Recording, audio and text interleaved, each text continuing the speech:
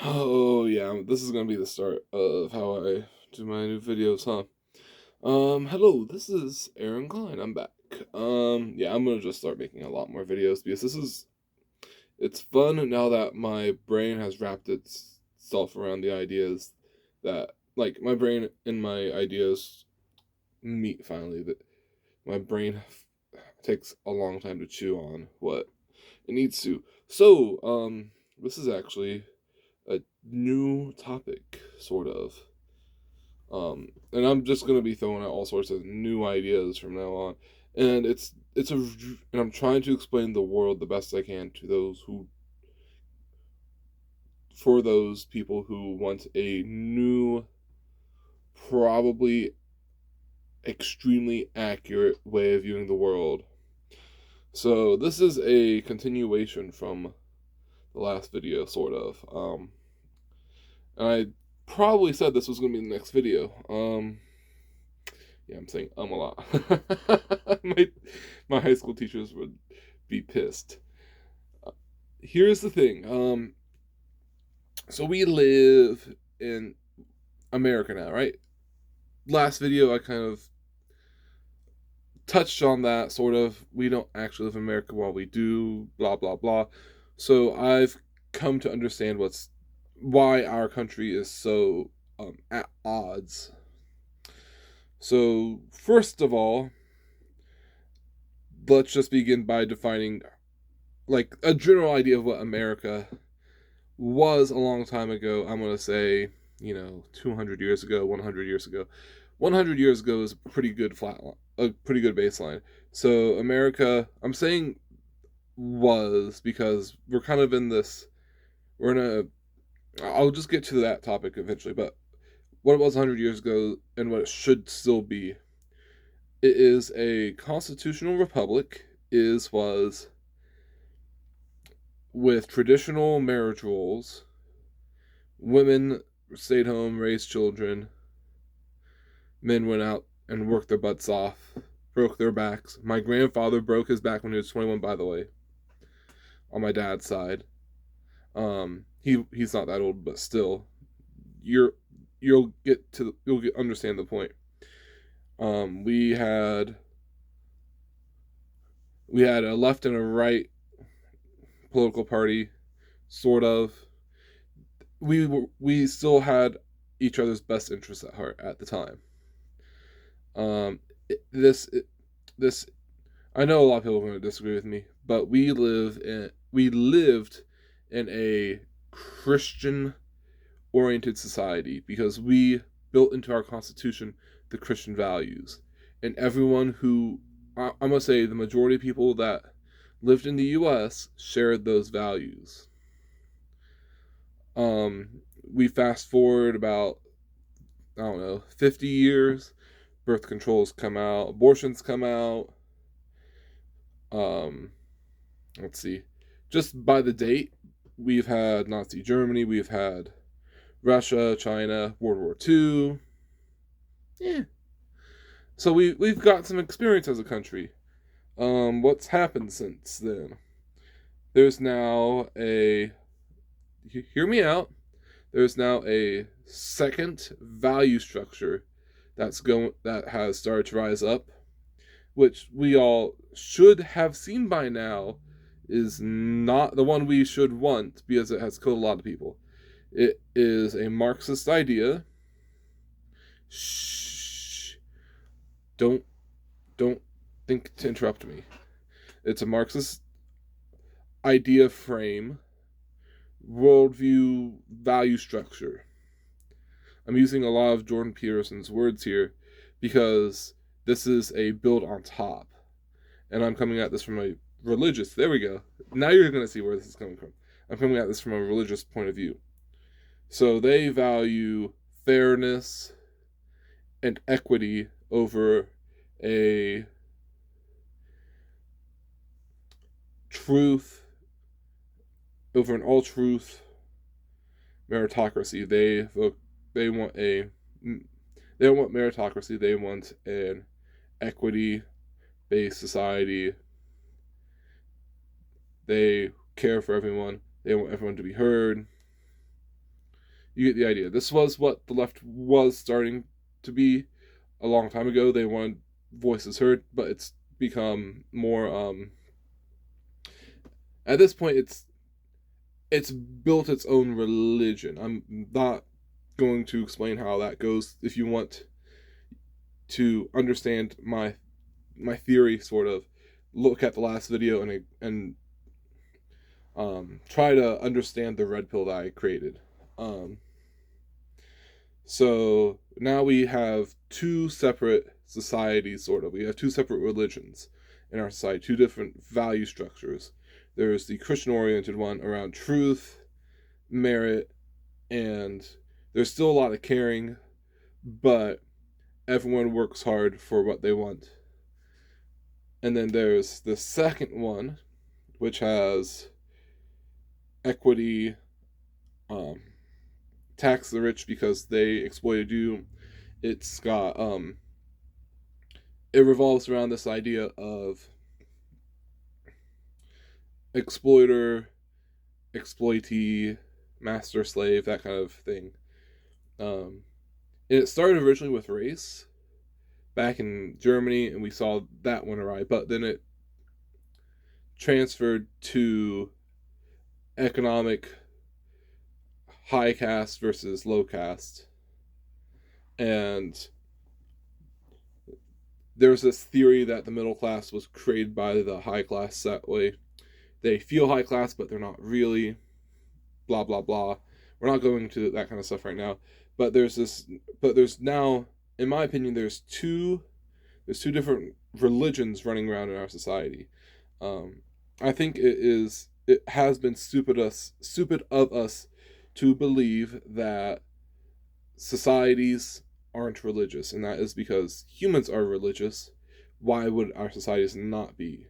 Why wouldn't they be revolving around whatever God structure we have?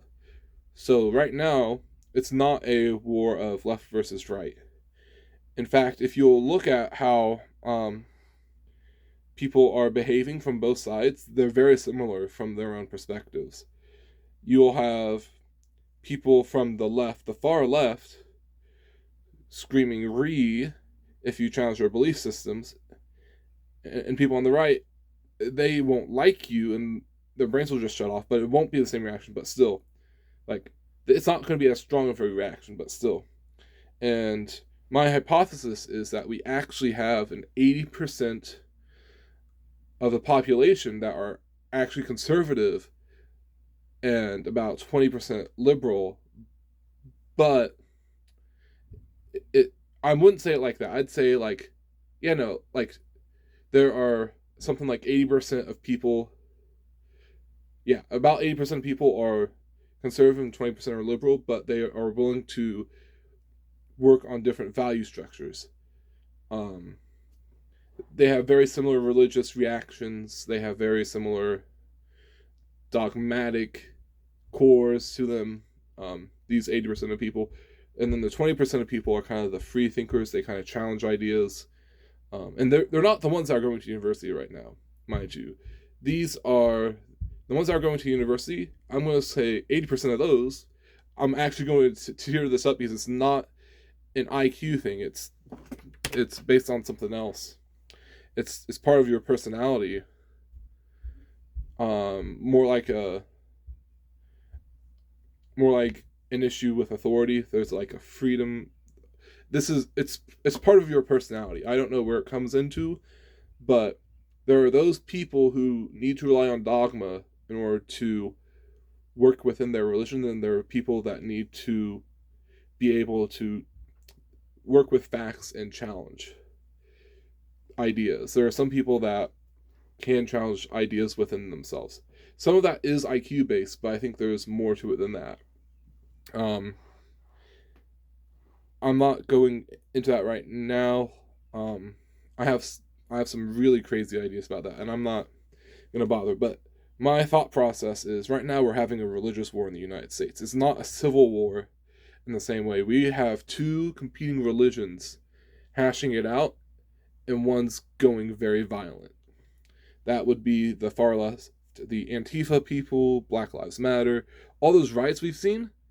that was one religion hurling assaults. We might as well have called, we should have said this is like, we should have called it riots immediately, but they didn't. The people, here's the crazy thing. The people who reported on the media who didn't call it riots all worship the same religion. They are priests and evangelicals of the Marxist religion that we have running rampant in the United States. They control the narrative because they, like priests, tell the people what they need to know in order to function within their religion. So when we see these news articles gaslighting people, the people who are saying it, it's part of their religion. They don't value truth, they value narrative. They value power over, like, they value authority due to power instead of authority due to competence. We're working in two different value systems, so therefore power versus competence are at play here. And this is also because because one side doesn't have a highest value. People are putting themselves at their highest value. They don't have anything to orient themselves around other than what their priests are telling them to do. And they put whoever the priests tell them to put as their highest role model into the seat of power that they can, if they can do it. It's really sad to see, but we literally have, humans are religious, and we have two competing religions fighting against each other right now.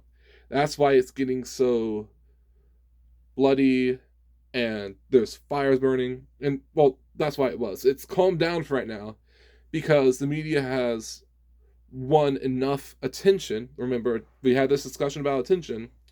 Sort of. Attention is the most valuable thing a human has to offer, is the most valuable resource a human can give. It's not silver or gold or any sort of material value. No material value will trample that of human attention. That's what religions are made out of. They are an attention structure pointed towards the highest orienting point, and that's something we can call God. Like, this is like, if you're not a religious person, you just step back and you think of it like this. You don't have to worship my God, the one that I believe created all of creation. You don't have to worry about any of that. You just have to understand that attention is your most valuable thing, and we give it to Facebook and Twitter and influencers on YouTube, and there are people who have been propped up by the order within the, like, when you see a YouTube influencer like Tim Pool or Steven Crowder, they've been propped up from within the order. No, Crowder's been kicked out sort of by the order, but he's still around. He's like a rebellious son. But there are people who have been propped up within YouTube by the AI algorithms. So these you can see as demigods walking among us, right? They have a massive amount of attention. Now, back to the point I was making, we have two attention structures going on that rely on two different value structures that basically are two competing religions in the United States. We don't want to call them left versus right. We should call it, one, a polytheistic governing democracy, and the other one we should call a monotheistic constitutional republic. That's what's going on in our United States. So when you see people pouring out of California, that's good and bad. That's showing, hey, the polytheistic democracy is not, in the physical plane, it is hurting people to worship this. In the spiritual plane, they just go back on Facebook and Twitter, and they go back into their echo chambers, back into their mother matrix, and then they don't have to worry about the consequences that they are bringing to these states that operate under the monotheistic constitutional republic. And what should be happening right now is states should be cutting off travel. Like like it's right now we are going to have, like, in the next 5 to 10 years, we're going to have an issue where our red states are warped, and it's because they're not cutting off these people who crushed their own states, who crippled them from coming over. There should be a moratorium if your state has been deemed economically crippled. Like that economically crippled is very 1 second. It is very you can get a very empirical way of deciding if a state is economically crippled, and what states need to be doing. Like, this is, I know this sounds crazy because this is just further enticing the Civil War, and we're going into a Civil War no matter what. States should be saying there is a 5-year moratorium on anyone coming from a economically crippled state from coming here for more than a week. This way you can get in vacation or you can do an event, but then you have to leave. And you can't do that for the next 5 years. Like 5 years after that state has come back out of poverty. This is a good way to start it. And then, like, the states should still be willing to do business, because otherwise you're just pulling. There's actually a very biblical way of going. Like, there's actually a very biblical. This has a very biblical answer. I don't have my Bible in front of me, but it's 1 Corinthians 3. If you already know what I'm talking about, then this is just a refresher. There's a guy who's acting very immorally in the church. They say withdraw from him, but if he changes, allow him back. So there has to be a way for them to come back, and you can't not just cut them completely off and then them not have a way to fix themselves, right? You need to still be able to trade with them, but you can't let them come here to mess with the business side of things. And then if they're still not changing, then you'd cut off trade. It's like you reprimand them first, then you cut them off, and then that'd be that. Like, they have to be willing to acknowledge that they've made mistakes. There has to be consequences for actions, but here's where Christianity also plays a role in this. It is my belief, and this is one of those things that people are going to really question if it's Christian, but it actually is. You do not give mercy to those who do not ask of it and explain why they need it. If they don't understand the problems in their life and they're not willing to try to change for the better, then you're just enabling them. I work with a lot of homeless people. I'm going to have to start calling the police and having them trespassed from my store because they're asking for money. It's doing them. I know it sounds like it's hurting them, which in reality, they need the consequences. It's a small consequence for a much bigger problem. They need to be trespassed and they need to get help.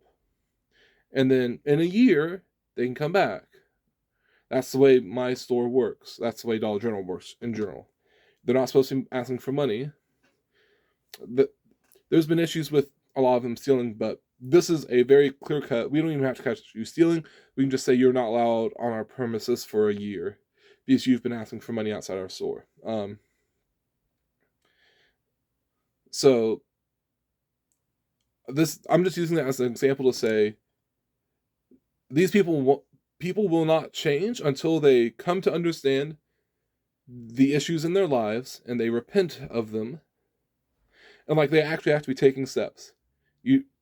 This is something that I'm just living by now. You do not help people who are not willing to help themselves. So unless they provide you with information showing, hey, I'm getting help for my issues, okay.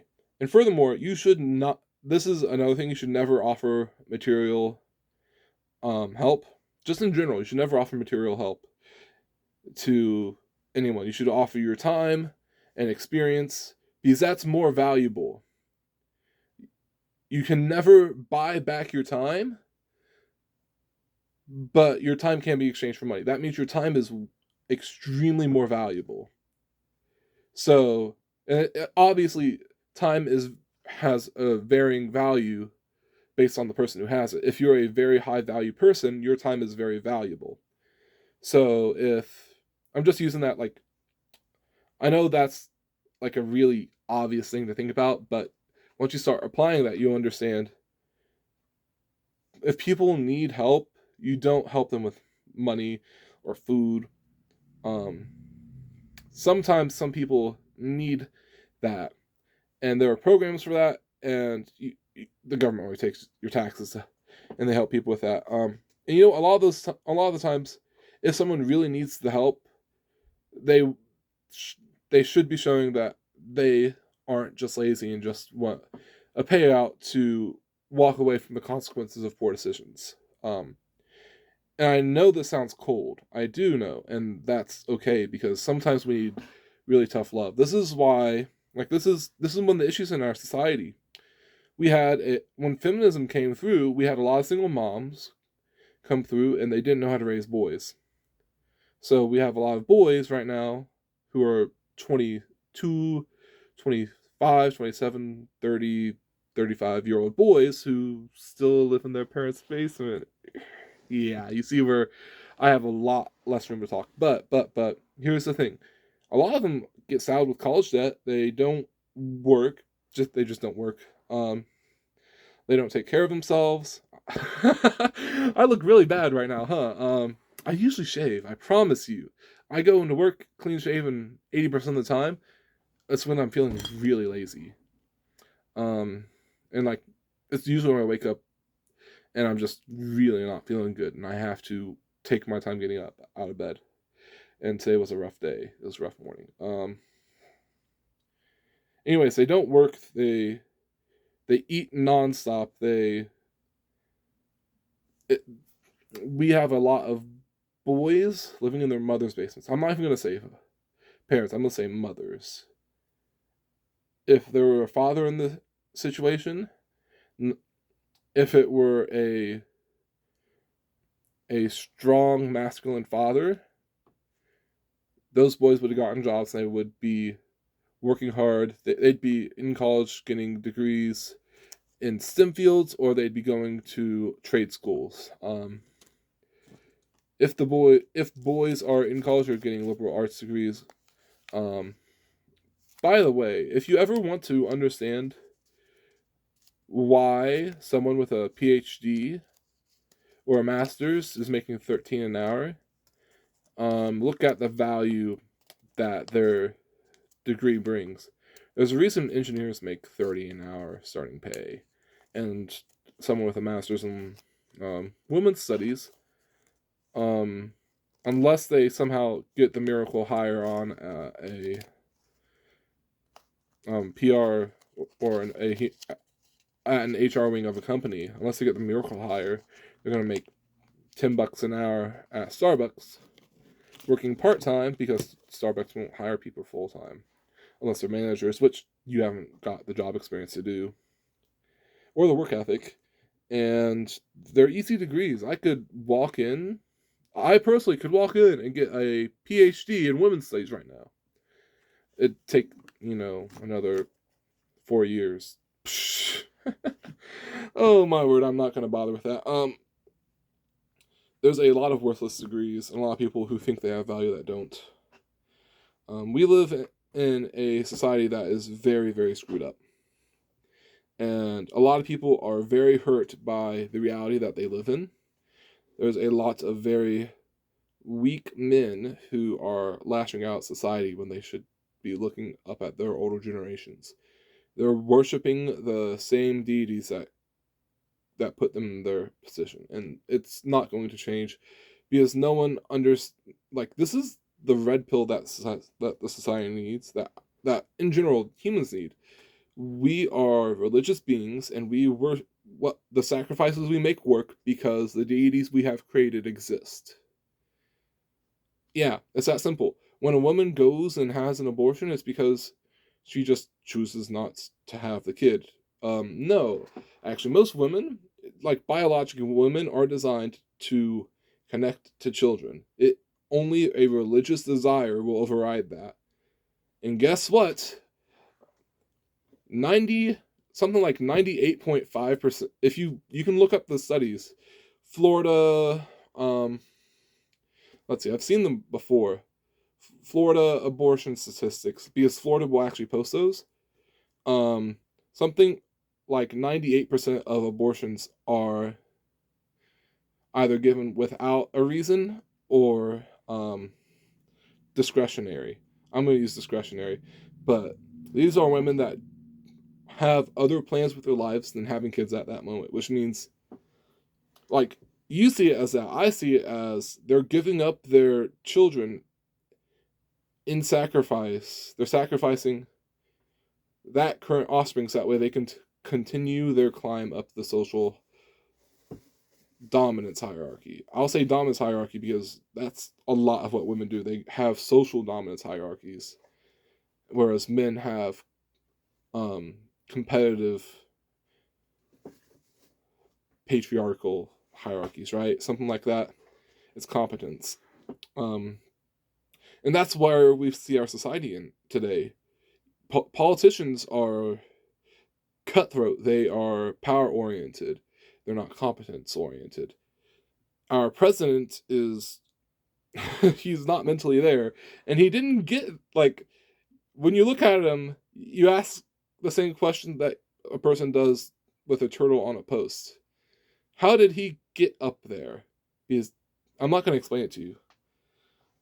Turtles can't climb. How did he get up there? Some of it was he was literally shut into a bunker and only came out about 3 times, to say very little, and that's all that needed to happen because Donald Trump had been smeared heavily.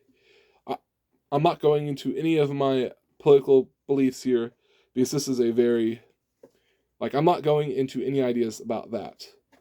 This is asking, how did we get here? What's actually going on? What's actually going on is we have 2 competing religions that are fighting over control over these 50 United States. And I'm expecting them to break apart pretty soon if there's not a collapse. Or, I'm not even going to say what's going to happen. I'm not that brave to know or make predictions. I will ask again because this is going to just run through the same topic, the same one topic's going to move to next, like a college course. They're going to build on top of each other. So I'll ask this question: should we help Ukraine in this Russian invasion? I will see you guys next time. The only reason why that question is being asked now is because that's what's on the media all the time. If you like my content, please share it, like it, subscribe. I'd really like to get this out to as many people as possible. I know I sound like a little bit of a nut job, but I'd much rather people disagree with me. You know what? Let me know in the comments. I'll point. There we go. Let me know in the comments or something like that. Yeah, this is the kind of power that you can do with a camera and some audio, and yeah. Just letting you know in the future, hopefully it'll stick. I've finally made the decision that I have to start going to a gym and just working out, because you see this? I'm not talking about the hair. You know what? How about this? I've got fat that I need to get rid of. I'm carrying around way too much. All the weight I lost when I was living away from home, I've put on a lot of it. Let's see. Since I moved back to Columbus, even with the job, I've probably put on 15, 20 pounds. Yeah. And a lot of that has to do with, like, psychologically, this is actually a psychological event, and I understand what's going on. And it's hard, but I have to make the changes. It's going to be a very uphill fight. If you go, it's like when you put a recovered addict back into a social scenario where they used to go to get their fix, they will immediately kick back into their habit. I'm not going to discuss addiction because there's actually a lot going on in there in addiction that I think can be discussed in a very new light. And I think a lot of what we call psychology can be discussed in a new light once we are willing to accept that human beings are innately religious. It's built into our brains. It's why we are different than the rest of creation. We have pattern recognition. I'm going to go through this right now. We have pattern recognition. We have tool. We have when we see objects, we see tools. So we have tools. We have pattern recognition, which that's a build on, and we have like. And we have the ability to create, and that's its own little unique thing. But it's most for creativity. It's mostly the most successful creative people tend to be highly intelligent men, and there is a reason for that, and it's because creativity, just in intelligence in general, in the animal kingdom, is only in humans, and it's highly expressed in women and not super masculinized men. And some of that has to do with the yin yang kind of dichotomy, but a lot of it has to do with the fact that creativity is also highly correlated with mental illness. And you can take that where that leads you, but it does beg to ask the question, who's mentally sane? Why has creativity lasted this long if it's so well tied to mental illness? I have a lot of opinions on how psychology actually works, and it's not what the textbooks say.